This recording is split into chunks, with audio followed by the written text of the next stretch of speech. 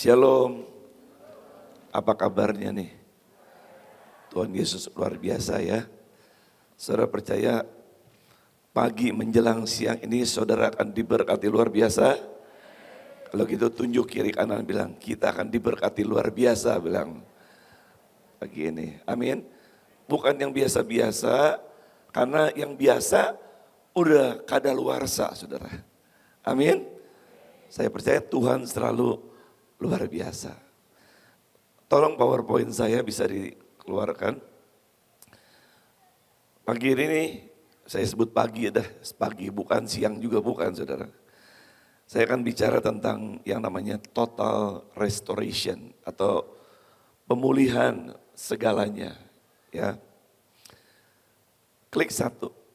Saudara tahu pelangi? Tahu pelangi? Kalau menurut saudara, pelangi itu 1 apa setengah? Halo?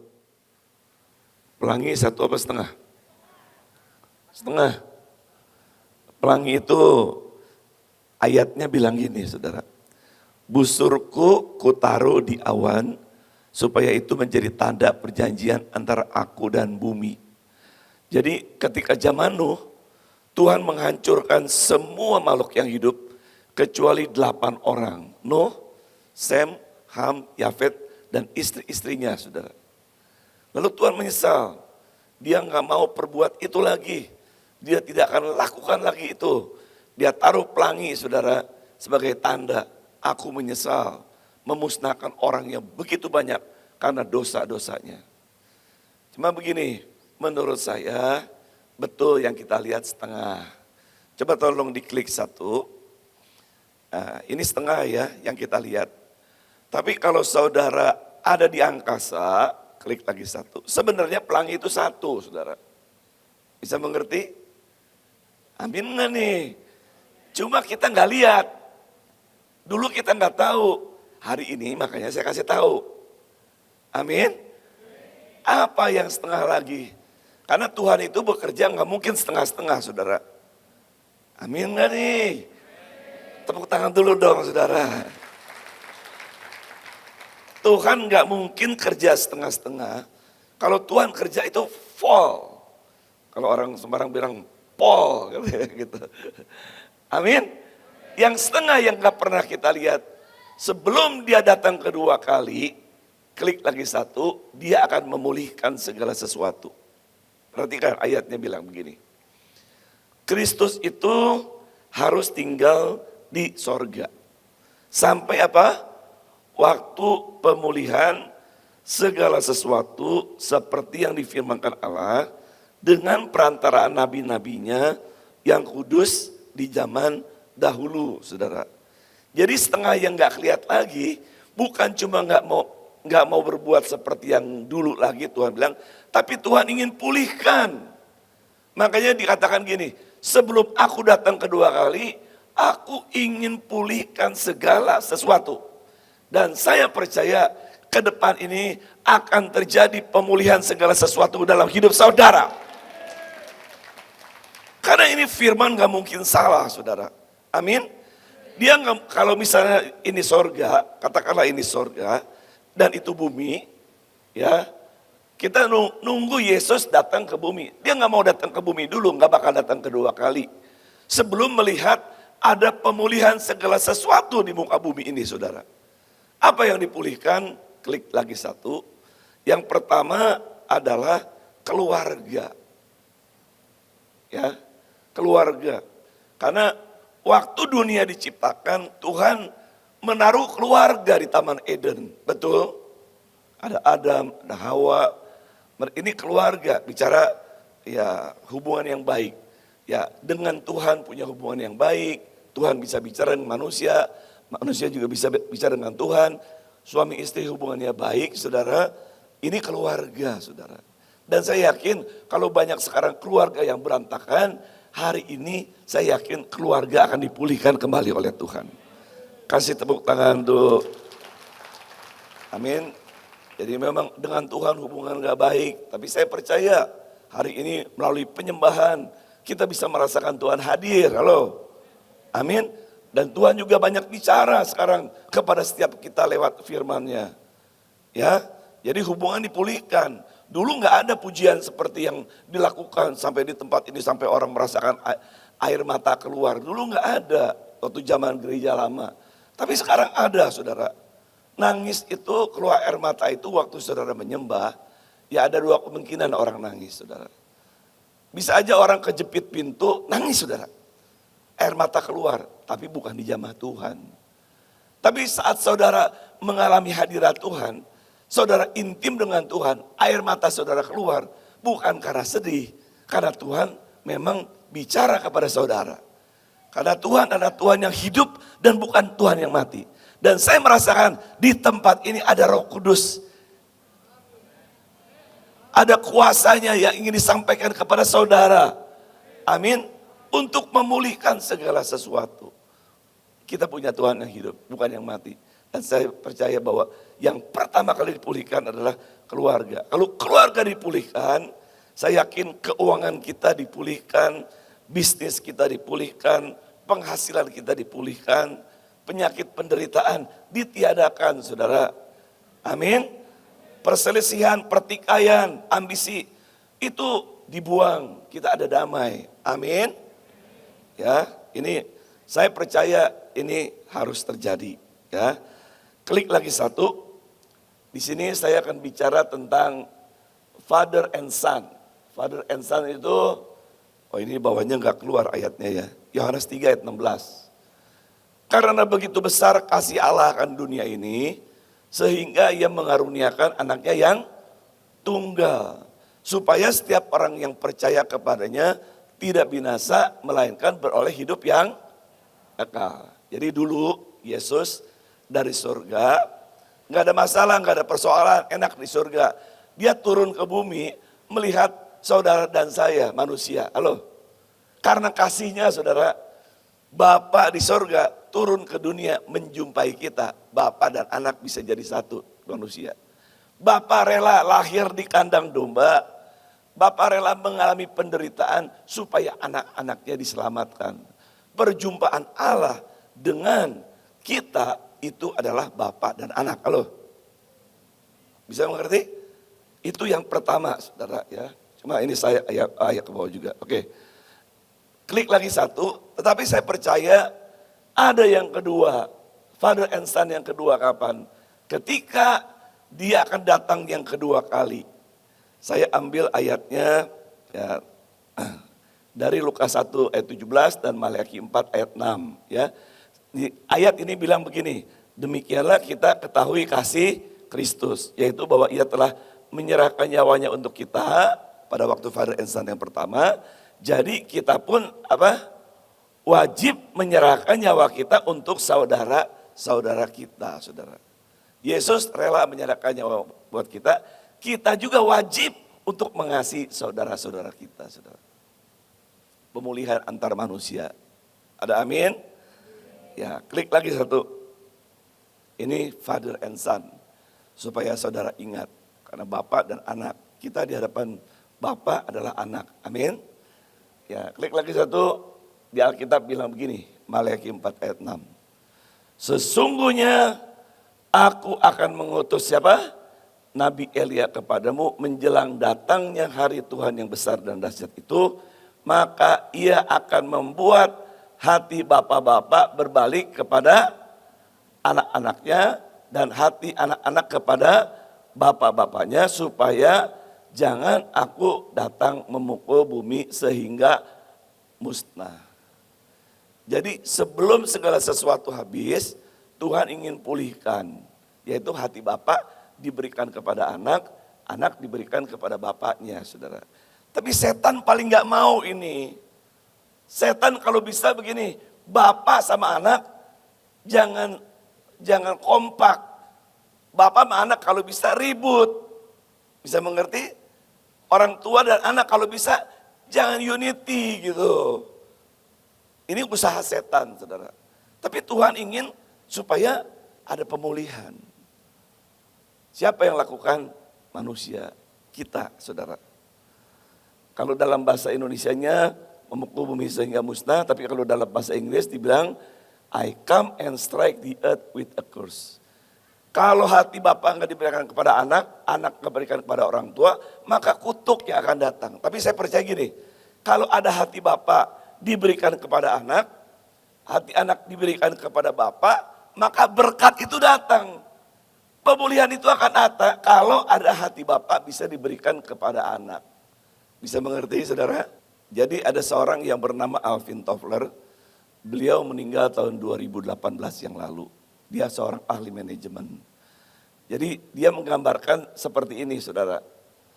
Jadi pada abad ke-18 disebut dengan era pertanian, agriculture age. Abad ke-18 itu hubungan bapak sama anak tuh bagus.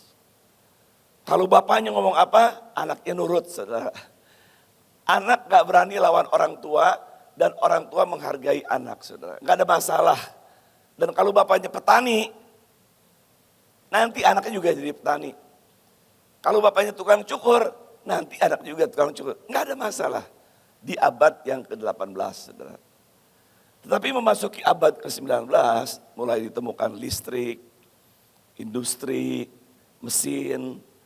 Bapak mulai ngutus ke anaknya, nah belajarlah ke Jakarta, belajarlah ke luar negeri, coba supaya lebih pintar dari papa gitu. Dan anaknya dikirim untuk belajar lebih pintar saudara. Dan akhirnya belajar semakin lama dan nyatanya betul-betul dia lebih pintar daripada bapaknya gitu. Lalu memasuki abad ke-20 disebut dengan information age. Abad informasi, abad yang sekarang ini saudara. Segala sesuatu pakai gadget, segala sesuatu pakai handphone, segala sesuatu pakai internet. Sekarang terbalik saudara, bapak sama anak, pinteran anaknya saudara. Kalau nggak percaya, yang tua-tua nih, saudara belajar, pasti tanya anak yang pakai handphone. Betul saudara? Betul nggak saudara? Jadi bapak, anak mulai nggak hormat dengan orang tuanya karena nggak perlu lagi belajar dari orang tua. Dia tanya Mr. Google. Lebih pintar katanya Mr. Google. Jadi anak udah nggak perlu lagi dengan orang tua dan orang tua juga susah mau maksain anak. Terjadilah konflik yang semakin berat saudara. Dan kalau bisa setan bilang jangan kompak, udah biarin hidupnya dalam kutuk katanya begitu. Padahal Tuhan ingin pulihkan gitu. Ya. Nah terakhir abad 21 itu bukan terakhir tapi yang keempat memasuki abad ke-21 disebut dengan conceptual age. Zaman pakai konsep. Segala sesuatu pakai konsep saudara. Mau bangun gereja harus pakai konsep. Mau bikin usaha harus pakai konsep saudara. Dulu zaman saya mau bikin apa-apa nggak pakai konsep. Bisa mengerti saudara? Zaman saya masih muda semuanya jalan dulu aja lah. Udah konsep. Tapi sekarang anak muda semuanya apa-apa mau konsep. Mau dagang, mau bisnis apa, pakai konsep. Saya satu kali mau nikahkan anak saya. Dibilang gini, Pih, ini konsepnya biru. Oh ya setuju lah. Ini konsepnya gini Pak, pakai IO. Ya. Lalu seminggu sebelum nikah, anak saya bilang gini, Pih, aku mau ke Bali dulu. Hah? Ngapain? Tinggal seminggu mau ke Bali. Dibilang, kan semuanya undangan udah pakai GNA. Semuanya udah dikonsepin, kita udah pakai IO. Mau ngapain lagi? Tadinya hampir kesel saya. Soalnya waktu saya dulu nikah saudara, itu repotnya bukan main, udah mendekati harganya. Dan akhirnya anak saya pergi ke Bali, pulang lagi nggak terjadi apa-apa. Kenapa? Karena udah pakai konsep. Seringkali banyak orang tua pengen ini. Dari pengalaman saya, anak ikutin cara papi, ikutin dong. Anak bilang ikutin, kuno. Betul nggak saudara? Udah kuno. Saya orang marketing. Saya tahu persis kalau namanya orang jualan, itu harus ada yang namanya 5P. 5P itu yang pertama harus ada produk yang bagus. Yang kedua harus ada place, tempat yang bagus. Yang ketiga harus ada price, harga yang bagus. Keempat harus ada promotion yang bagus. Yang kelima harus ada personality yang bagus, 5P saudara. Kalau kita paksa anak, ayo dong 5P, marketing harus ada tempat yang bagus, harus ada ini bagus. Anak kita ketawa saudara, tempat yang bagus. Dagang seperti sekarang nggak usah lagi cari tempat yang bagus, betul? Pasang di Tokopedia, anak saya bisnis sekarang pakai apartemen, dagang juga saudara. Udah zamannya berbeda. Kalau saya paksa, kayak papi dong, akhirnya jadi ribut saudara. Bisa mengerti saudara? Kenapa? Karena anak nggak bisa terima keadaan orang tua. Dan orang tua mau paksakan seperti papi. Ya anak juga nggak bisa terima saudara. Dia juga punya konsep sendiri seperti itu. Dan setan paling senang kalau bisa ayo ribut. Kenapa? Supaya ada kutuk. Tapi hari ini saya menangkap gini. Tuhan ingin kalau misalnya ini Bapak berikan dong hatinya buat anak. Perlu minta maaf sama anak. Karena kita udah ketinggalan zaman. Maaf nih. Kemarin saya mau kirim barang ke tempatnya Bu Susan. Pakai Gojek. Saya pesan Gojek aja nggak ngerti saudara. Sampai mau minta tolong ke anak saya ke Jakarta. Akhirnya di reception hotel ada orang muda yang bantu saya saudara. Malu juga sih. Jadi memang anak muda lebih pintar saudara. Ada nggak orang tua yang berani memberikan hatinya buat anak muda, supaya anak muda yang maju saudara sekarang. Dan ada nggak anak muda yang bisa menghormati orang tuanya, walaupun udah tua, ketinggalan zaman, tetap hormat saudara. Karena kalau orang tua nggak hormat kalau misalnya anak nggak hormat dengan orang tua saudara, itu berkatnya pasti nggak bisa keluar. Ya, coba kita kasih tunjuk lagi ayat dulu sebentar ya. Ke atas sedikit. Pemulihan anak. Dalam hormatilah apa? Ayahmu dan ibumu seperti yang diperintahkan kepadamu oleh Tuhan Allahmu supaya apa? Apa? Lanjut umurmu dan baik keadaanmu di tanah yang diberikan Tuhan Allahmu kepadamu. Kalau kita hormati orang tua, ada dua hal. Keadaan baik dan panjang umur, saudara. Bisa mengerti? Tapi gimana bisa hormat dengan orang tua? Karena orang tuanya udah kuno. Makanya saya ingin ajar sekarang kepada saudara. Walaupun kuno, tetap harus dihormati sebagai orang tua. Ada amin? Ya, ini penting banget. Karena dari 10 hukum Musa, yang 9 cuma bilang gini, jangan mencuri, jangan membunuh, jangan ada Allah lain, jangan. Nggak ada bonusnya. Tetapi kalau hormat sama orang tua ada bonusnya 2, panjang umur, ya kan? Dan keadaan baik. Ini mungkin Pak, ini perjanjian lama. Kita lihat perjanjian baru di Efesus 6 ayat 22 dan 3. Dibilang gini. Hormatilah ayahmu dan ibumu. Ini adalah suatu apa? Perintah yang penting, saudara. Seperti yang nyata dari janji ini, supaya kamu berbahagia dan panjang umurmu di bumi. Ngapain bahagia kalau umurnya pendek? Ngapain umur panjang tapi kalau nggak bahagia? Janji Tuhan, kalau anak bisa menghormati orang tua yang kuno itu, saudara, dan bisa pulih hubungannya, janji Tuhan bahwa kita bisa mengalami kebahagiaan dan panjang umur di bumi ini, saudara.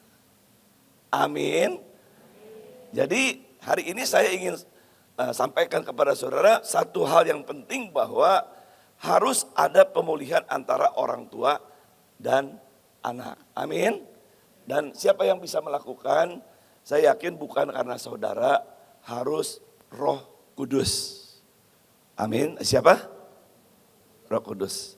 Tolong ke atas sedikit, lihat Lukas 1 ayat yang ke-15 dan 16.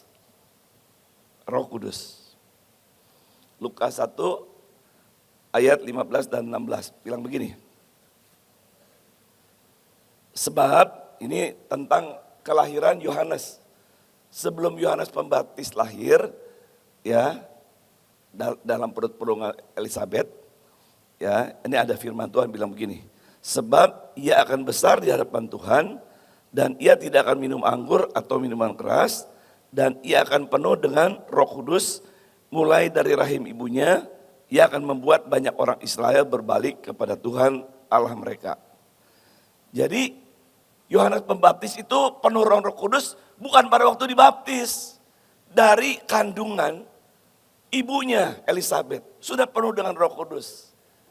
Bisa mengerti saudara? Tujuannya apa? Coba lihat ayat yang ke-17. Klik 1. Dan ia akan berjalan mendahului Tuhan dalam roh dan kuasa Elia untuk membuat hati bapak-bapak berbalik kepada anak-anaknya dan hati orang-orang durhaka kepada pikiran orang-orang benar, dan dengan demikian menyiapkan bagi Tuhan suatu umat yang layak baginya.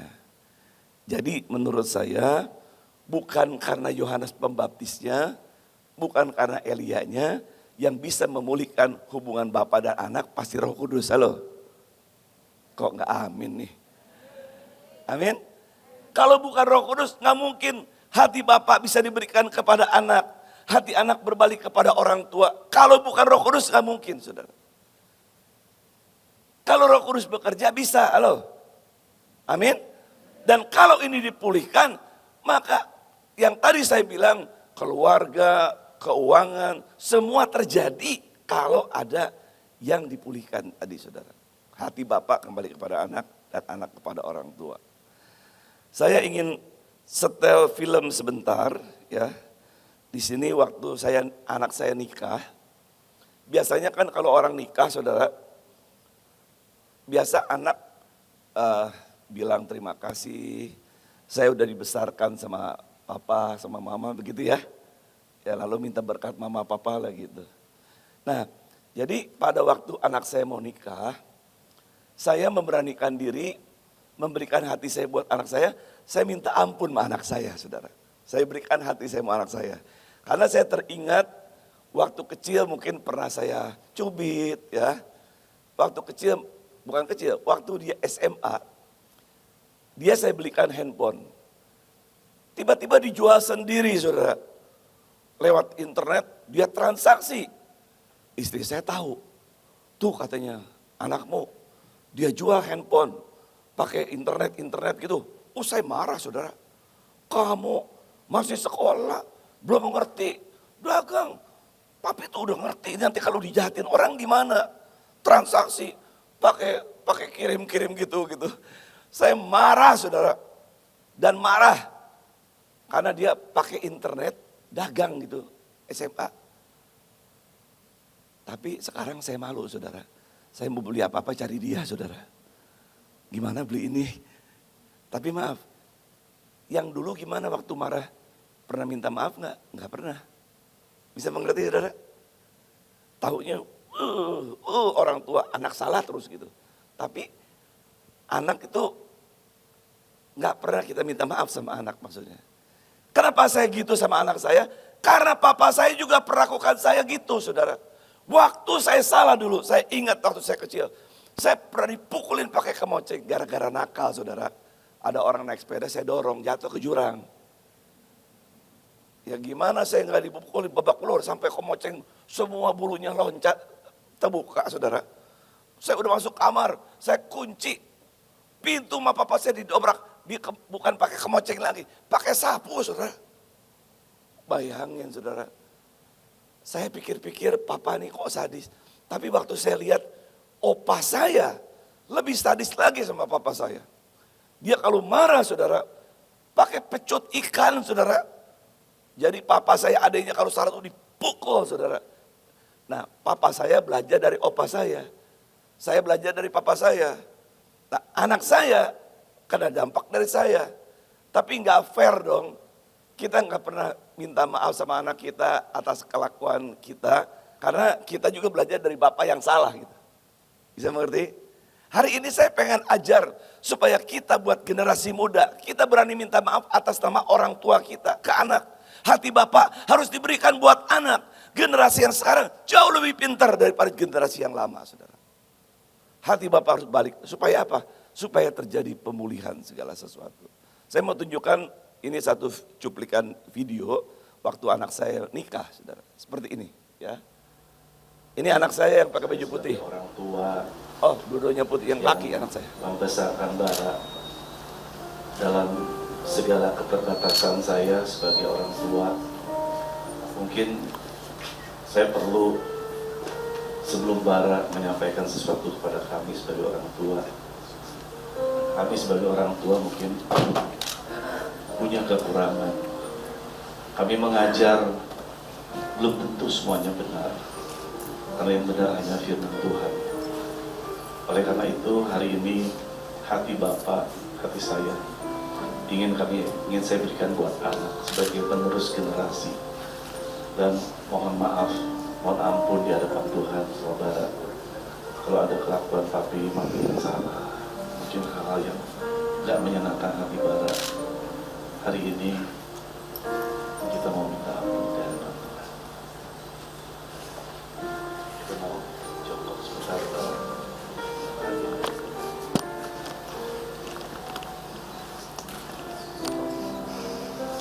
Tuhan di hadapanmu siang hari ini sebagai orang tua dalam segala keterbatasan Tuhan, kami mohon ampun di hadapanmu untuk kami sebagai orang tua. Mungkin kami tidak ngerti tentang generasi yang baru. Kami kolot, kami kuno, kami salah. Tapi hari ini kami mohon ampun di hadapanmu Tuhan, supaya berkat keturunan ini boleh ada mengalir bagi generasi anak-anak kami Tuhan. Terima kasih Bapak. Dalam nama Tuhan Yesus. Sebelum Bara mengucapkan sesuatu kepada kami sekali lagi sebagai papi, kamu adalah anak papi. Salah, benar, nggak beres kamu terang. Bangga punya anak seperti Bara. Terima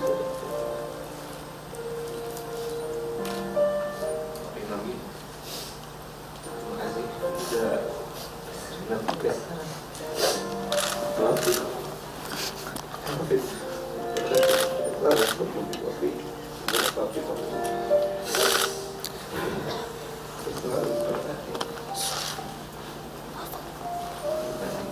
Ini videonya ya di-cut aja. Jadi videonya, tukang videonya ambilnya kurang bagus saudara. Saya tanya, ini gimana sih videonya? Kok anclok-anclok, kata tukang video. Maafin Pak katanya, saya nangis waktu itu. Tapi videonya nangis. Jadi hampir satu gereja menangis karena hati Bapak saya berikan buat anak saya. Ya saya juga minta ampun dong, dulu pernah penyakitin dia gitu ya. Lalu ya dia juga udah saling ampun, dan yang terjadi luar biasa. Waktu itu anak saya dia bisnis mobil saudara, showroom punya mobil. Jadi berdua dengan calon pacar. Waktu itu pasar mobil sepi. Tiba-tiba setelah saya lakukan seperti itu, besoknya waktu dia honeymoon, itu barang-barang di tokonya diborong orang saudara. Diberkati, bukan cuma pada waktu itu, sampai hari ini dagang apapun diberkati oleh Tuhan luar biasa. Tepuk tangan buat Tuhan Yesus saudara. Kenapa? Hati Bapa diberikan kepada anak, anak kepada orang tuanya. Tuhan bilang berkat, bukan kutuk. Sekarang udah gak punya showroom lagi. Dagang obat. Obat saudara dari Australia dia bawa kemari. Bukan dagang, dia pakai apartemennya, dia pakai gudang. Dia pakai Tokopedia. Itu orang beli obat banyak karena banyak orang kena COVID. Laku banget saudara. Udah mulai reda. Dia ada lagi bisnis apa? Ikan cupang. Ada bisnis baru apa? Setiap usaha apa? Diberkati sampai hari ini. Penghasilannya jauh lebih banyak daripada anak rata-rata. Kenapa? Saya percaya ada berkat dari Tuhan. Amin. Dan dia punya anak, ya sangat luar biasa. Sekarang 4 tahun, dari 3 tahun saudara, dari 2 tahun lebih. Setiap ada lagu apa, dia ikutin. Lagu bahasa Inggris, dia ikutin. Lagu bahasa China, diikutin juga. Bahasa apa juga, lagu dangdut juga diikutin saudara. Bisa lagi, ya walaupun salah-salah jadi lucu gitu. Apalagi lagu rohani, semua dibabat habis, saya aja lupa saudara. Dia bisa ingat luar biasa. Kalau bukan dari Tuhan nggak mungkin. Jadi waktu saya minta ampun sama anak saya, ternyata bukan cuma anak saya, cucu saya diberkati, saudara. Kemarin saya tunjukkan dengan Ibu Indri Gotama, salah satu hamba Tuhan di Jakarta. Pak Tony, itu cucunya dong katanya. Sekolahin di sekolah saya katanya. Kenapa? Itu bisa buat contoh gitu, bagus gitu. Karena banyak hal yang luar biasa lewat anak. Kenapa? Karena memang kita sudah adakan pemulihan hati Bapak kepada anak. Bisa mengerti saudara? Ya, saya mau kasih lihat bagaimana dia bersaksi. Ada video yang kedua dari anak saya, dia bersaksi. Nah ini ya. Oke, ceritakan sebelum nikah dan sesudah nikah bagaimana yang kamu rasakan? Kita ini dari sebelum nikah memang udah Suaranya. usaha bareng. Kita ini jual beli mobil, dagang, showroom. Jadi dari tahun lalu itu, dari 2015, itu kondisi pasar lagi jelek banget. Bahkan sampai pertengahan 2016 itu penjualan mobil itu susah. Karena ekonomi juga lagi buruk. Ngaruh ke mobil Kedengeran penjualan itu susah. Tapi setelah Kurang ya? kita diberkatin pernikahan dan juga didoain lewat Father and Son waktu itu sama papi, besokannya rasanya tuh jualan mobil jadi gampang lagi gitu. Nggak tahu kenapa, padahal kalau saya tanya dari temen atau pedagang lain curhat itu, jualan itu rata-rata turun setengahnya. Bahkan ada yang belum jualan sama sekali. Tapi nggak tahu gimana, walaupun kondisi showroom itu lagi sepi, orang nggak ada yang lewat, tapi ada aja pembeli yang nelfon, yang datang nawar mobilnya. Bahkan jualan mobil tuh gampang banget, kayak kemarin ini baru beli mobil cuman berapa? 2-3 hari.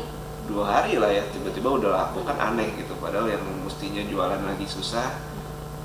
Makanya saya berasa diberkatin banget lah sebelum nikah. Sukacita juga beda ya. Oke, tepuk tangan buat Tuhan Yesus, saudara. Jadi cuma gara-gara begitu besoknya mobilnya laku dan punya penghasilan di masa-masa yang paceklik seperti itu. Ya, itu menurut saya kalau bukan Tuhan nggak mungkin, saudara. Ya.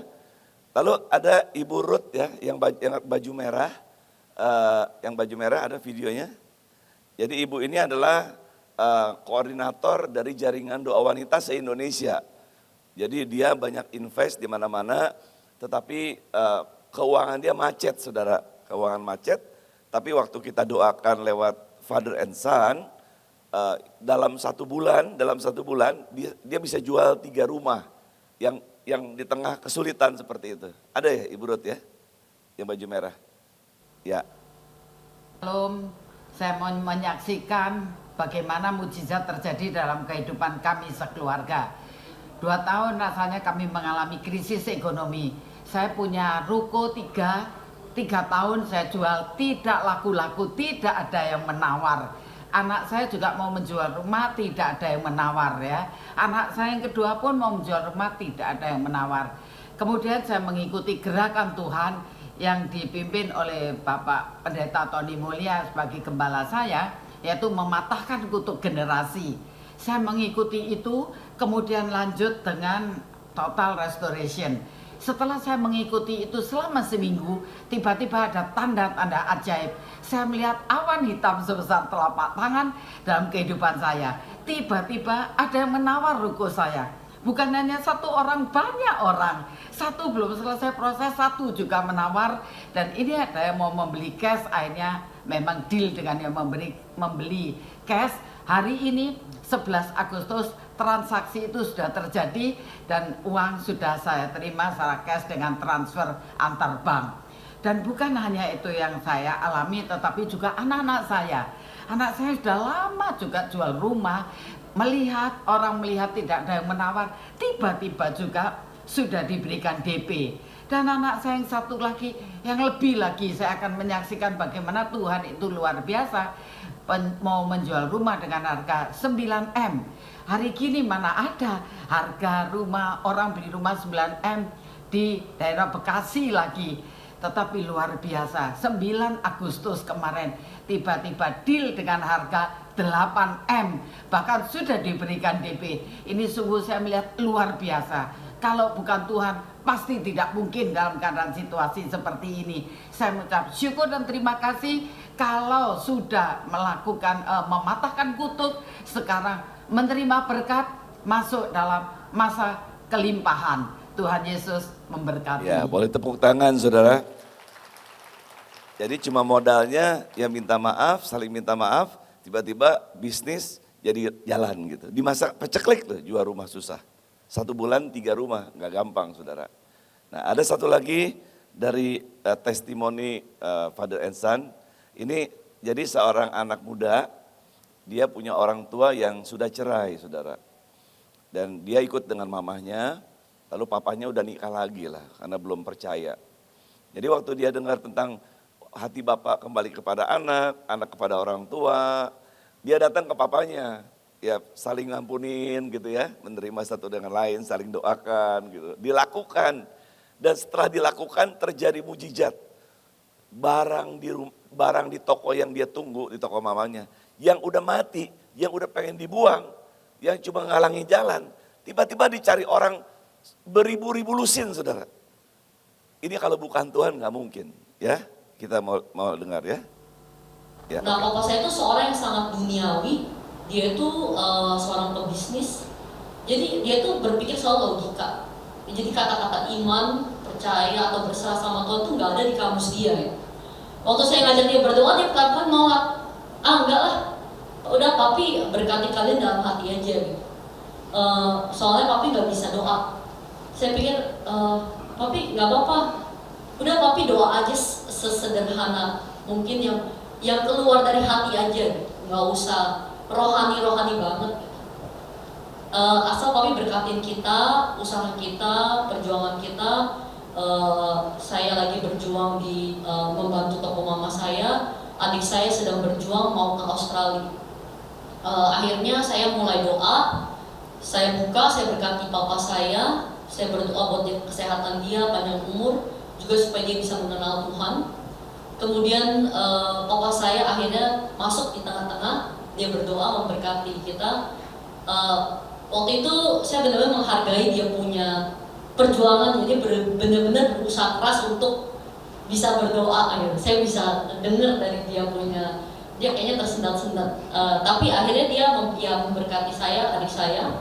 Kemudian adik saya nutup dalam doa. Setelah itu kami pulang. Sangat nggak rohani banget ya, nggak ada suasana rohaninya, nggak ada air mata, nggak ada apa-apa, hanya biasa. Tapi yang luar biasanya setelah itu berturut-turut ini ya, setelah itu berturut-turut selama 2 minggu dan sampai sekarang saya menjaga toko mama saya di Mangga 2. Itu barang-barang stok mati yang sudah bertahun-tahun lamanya. Ini saya bilang bukan hanya 3 tahun, tapi ini udah 5 tahun, 10 tahun punya barang, ini mandet, gak pernah bergerak. Yang selama ini saya pusing kalau lihat barang-barang itu, ini gimana cara gerakinnya Tuhan. Saya udah doain, saya udah pernah urapin barang-barang itu gak bisa gerak ya. Saya sampai kehabisan akal, saya sampai pikir, aduh ini kayaknya barang ini saya kasih ke orang aja deh, jual murah banget gitu. Tapi tiba-tiba selama 2 minggu itu Tuhan kirimkan langganan yang saya nggak tahu datang dari mana. Saya nggak pernah kenal langganan itu.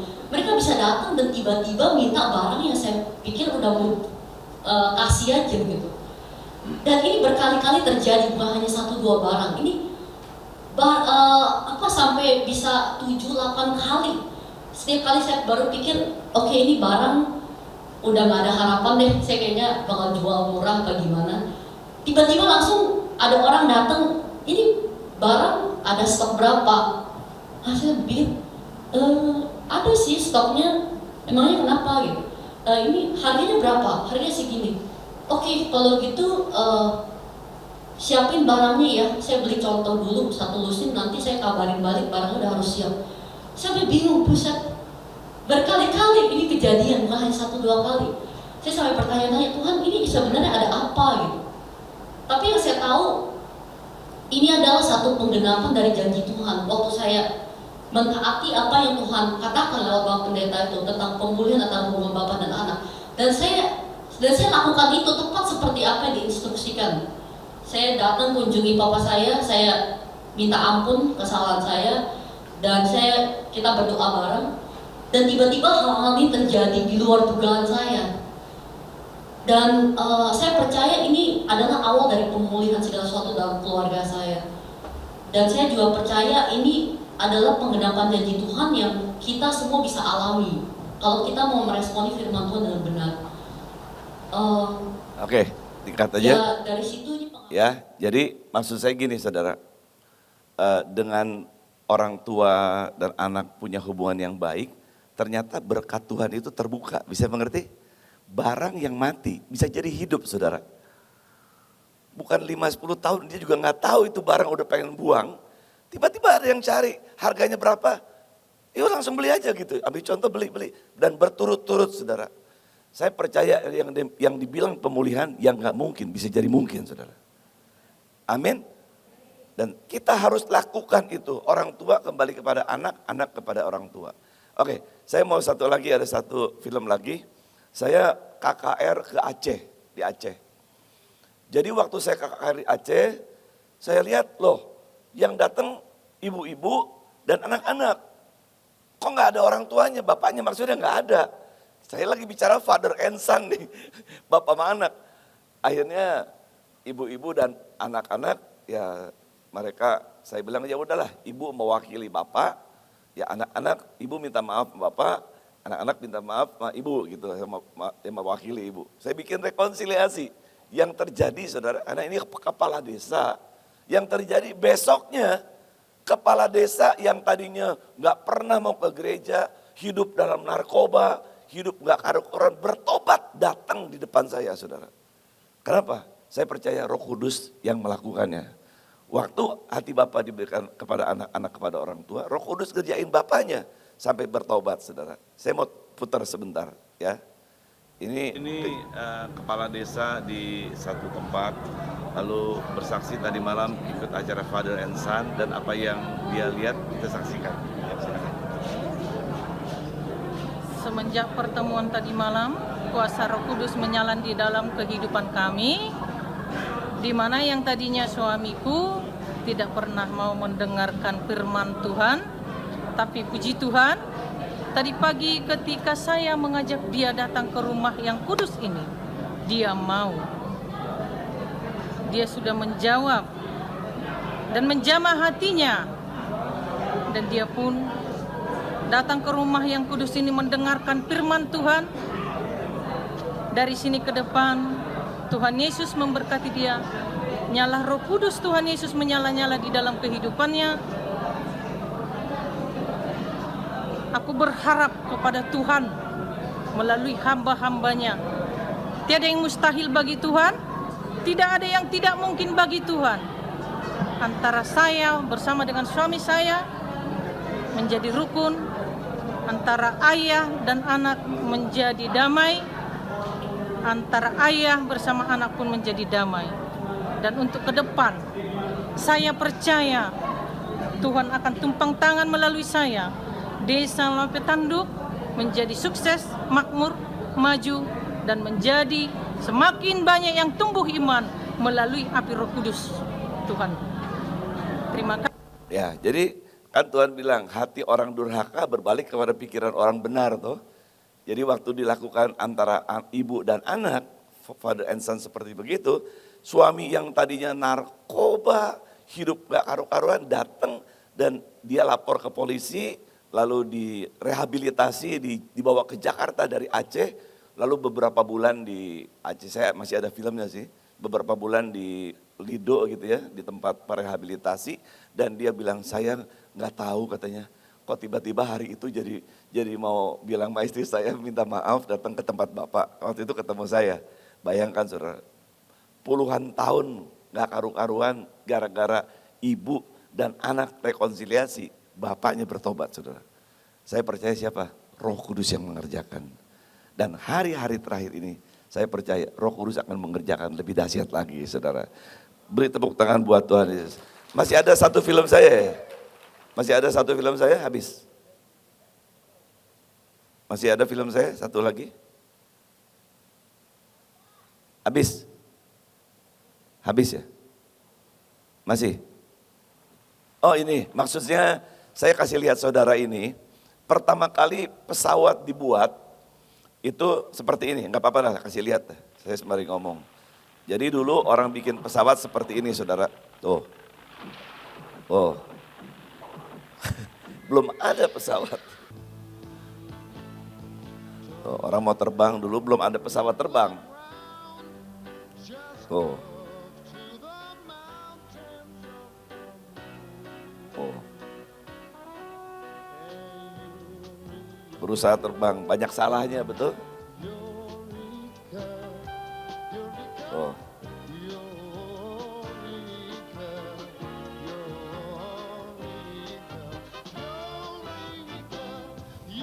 Nggak terbang saudara. Niatnya sih terbang. Oh.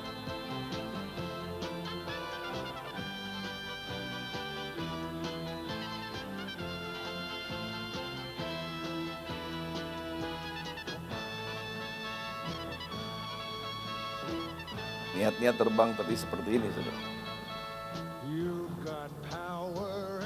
Maka yang lebih besar lagi.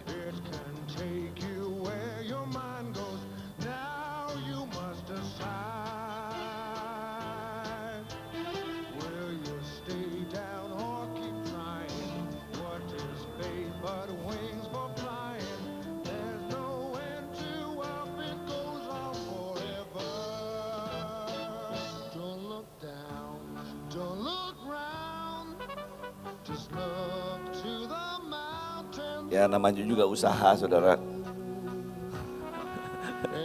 Anjing yang datang.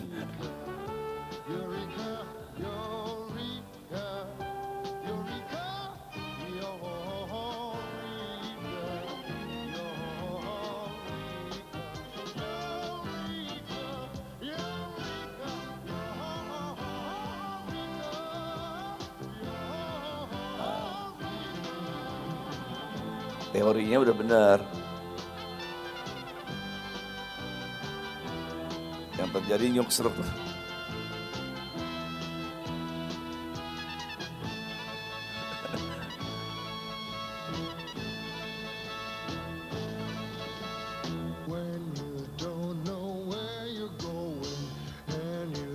Tuh naik sedikit saudara.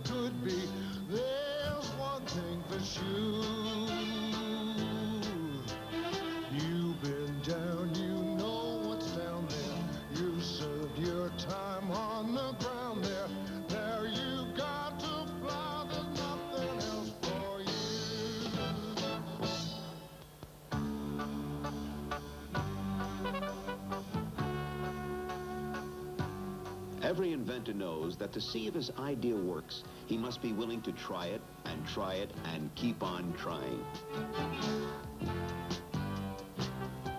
But the true genius is the one who gets someone else to try out his invention for him.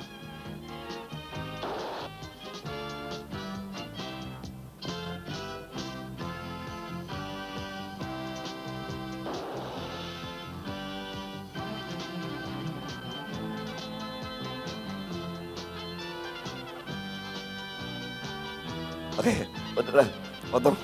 Sekarang pertanyaan gini, salah nggak orang tua kita dulu? Nggak salah. Pada waktunya dilakukan itu, mungkin banyak kesalahan yang dia buat, betul? Nah sekarang pesawat itu seperti ini, saudara lihat, namanya ini glider aja, ya, bisa terbang seperti ini, ya. Tuh. Enak nggak saudara? Enak. Tapi tidak akan terjadi glider ini kalau nggak ada orang-orang yang melakukan eksperimen sebelumnya, betul? Oke, tolong dikat. Jadi artinya gini, orang tua tetap orang tua. Nggak ada orang tua, nggak ada kita. Amin nggak nih? Kita nggak lahir. Mungkin orang tua kita lebih bodoh dari kita. Tapi dia tetap orang tua yang perlu dihormati. Amin. Anak tetap anak. Gak ada bekas anak saudara, nakal, gak benar, narkoba, tetap anak. Kesalahannya besar, tetap anak. Ampuni kesalahannya. Papamu mungkin gak benar, gak beres. tetap ampuni kesalahannya. Jadi satu orang tua dan anak. Saya percaya mujizat terjadi dalam hidup kita.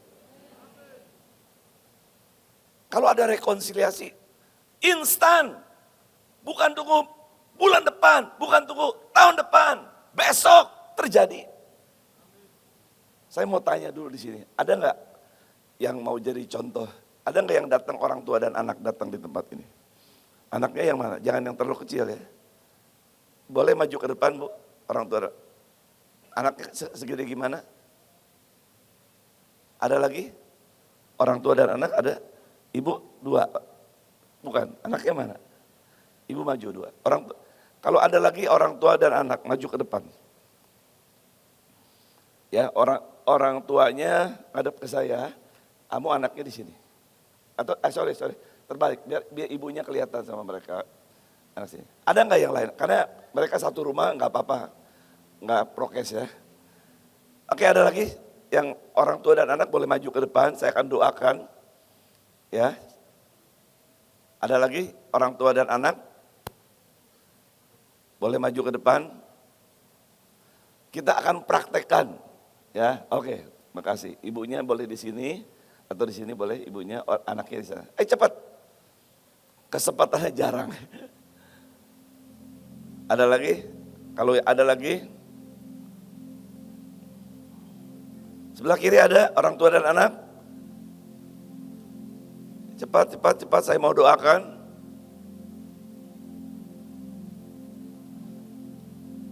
Betapa besar, terlalu tinggi. Betapa besar kasih. Agak ke tengah. Oh banyak. Cepat ini kita mau doakan. Tuhan, tak kau pandang hina hati yang hancur.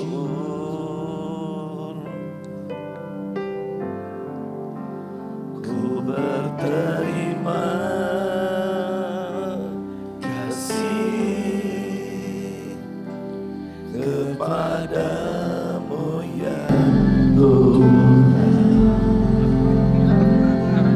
Pengampunan yang kau beri, pulihkanku. Betapa besar kasih,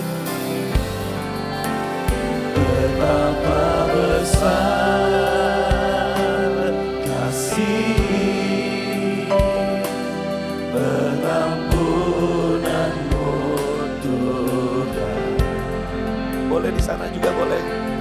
Kau pandang hina hati yang hancur.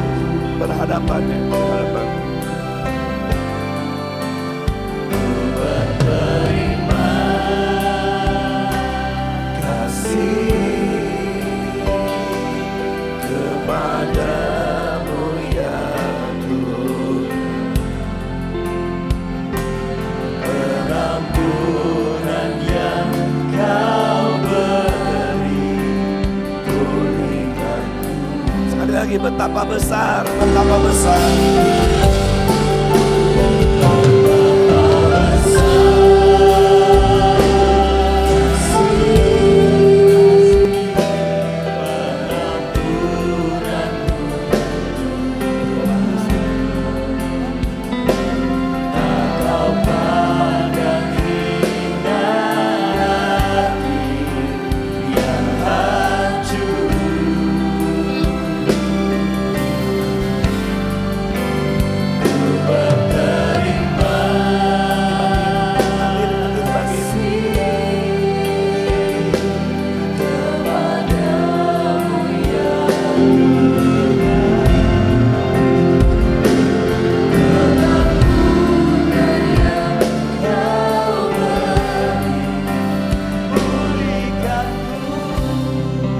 Musik pelan-pelan.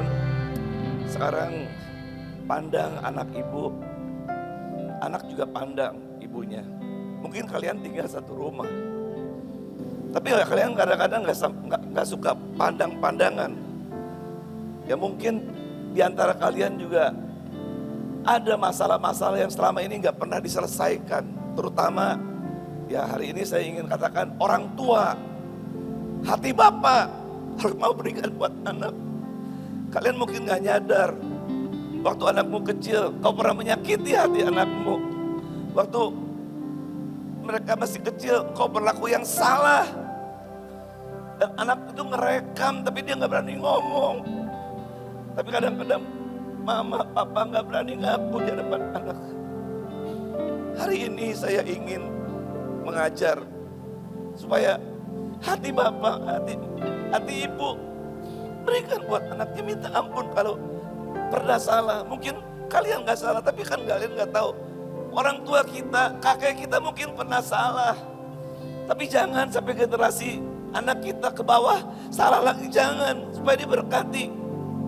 Hari ini saya minta supaya orang tua terima anakmu apa adanya hari ini.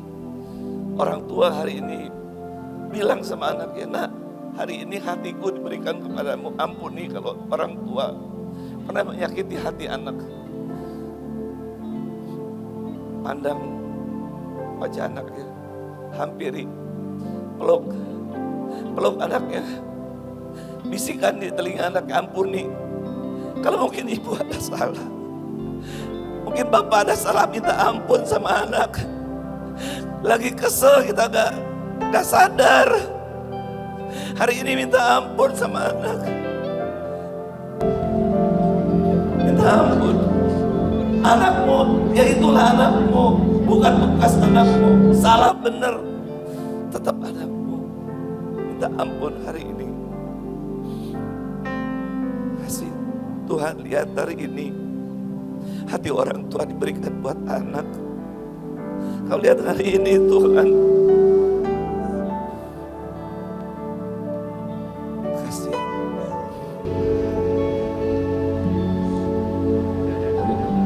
Dia adalah anakmu yang kau lahirkan, yang tidak ada kalau kau ada. Oke, sekarang lepaskan, kasih jarak lagi. Lepaskan, kasih jarak lagi. Saya minta sekarang anak-anak, kalian pegang kaki ibumu. Ayo jongkok, pegang kaki ibumu, orang tuamu, bapamu. Minta ampun mungkin pernah bikin salah. Minta ampun mungkin kalian pernah menyakiti. Minta ampun mungkin kalian pernah bohong. Minta ampun.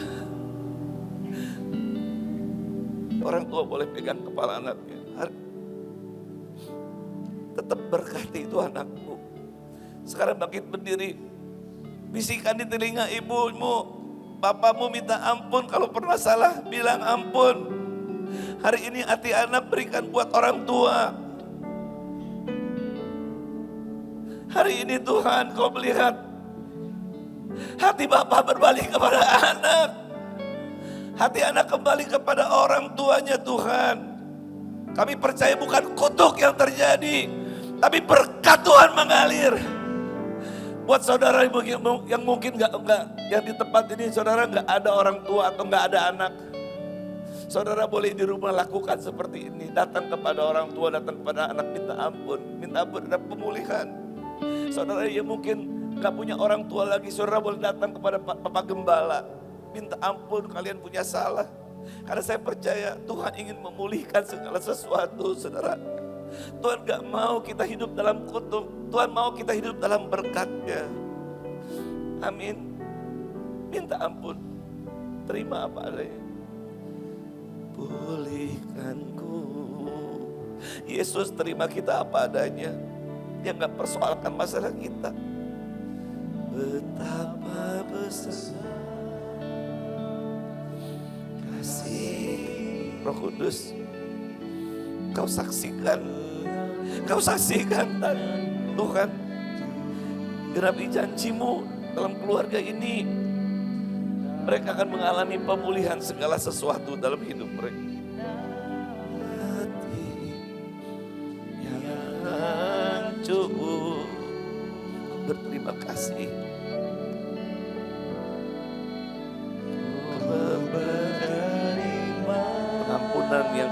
pulihkan.